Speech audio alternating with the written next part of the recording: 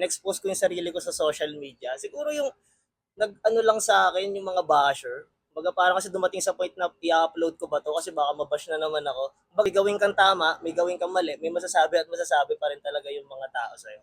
Gaano katagal ka na sa watch industry? Nag-start kami August, 9 months. 9 months pa lang kami sa pag-flip ng mga watches. You've been in the game for 9 months. Ano yung pinakamalaking problema na na-face mo at paano mo yun na-resolve? Sa 9 months, wala naman kaming pinakamalaki pang na-encounter na problem.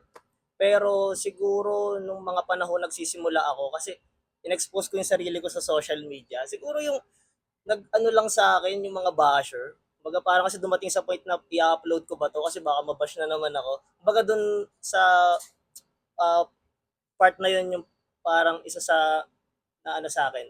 Parang na na-struggle ako. Pero ngayon naman sa pero ngayon naman yung mga basher hindi naman na ganun nagma-matter sa amin kasi nakikita ko kasi parang inalaw na lang din ni Lord na magkaroon ako ng basher kasi for character development. Kasi sobrang ano ng pasensya ko dati eh. Pero ngayon naiintindihan ko na kahit may gawin kang tama, may gawin kang mali, may masasabi at masasabi pa rin talaga yung mga tao sa'yo. Ayun. Ano yung one thing na alam ng business owners at hindi alam ng mga normal people? Siguro sa akin, as a business owner, siguro yung about sa investment na hindi mo kailangan na itago yung mga pera mo sa bank. Kailangan ini-invest mo siya para mas mag-grow ka.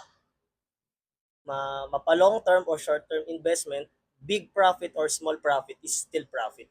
Kaya ayun siguro yung mga naging ah, game ng mga mayayaman kung ba't patuloy pa sila na yumayaman about investment siguro. Kino-consider mo ba yung sarili mo na traditional business owner or new generation business owner? And sa tingin mo, ano yung difference between that? Siguro ano ako, kabilang ako sa mga new generation business owners. Sobrang laki kasi ng difference between traditional business owners sa new generation eh. Kumbaga, ngayon nakikita ko yung way ng marketing nila is hindi na hard selling kumpara before. Dahil sobrang creative na nga ng mga marketing strategy natin ngayon. Kaya nakukuha natin yung interest ng mga viewers natin dahil sa entertainment.